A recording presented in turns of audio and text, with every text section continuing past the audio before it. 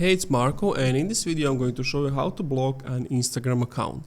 Before we start with the video, please subscribe to the channel, it helps me out a lot.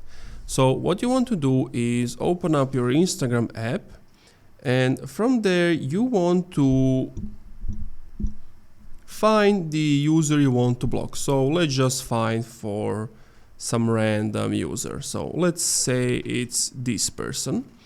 From there you would just want to click on the three dots at the top right, and then you would click on block, and from there you want to click on block again, and now this person is blocked and they won't be able to reach out to, send you DMs, do anything. And you can basically do the same for whatever amounts of accounts. Same thing, click three dots, block, and you would block them. And that's pretty much it.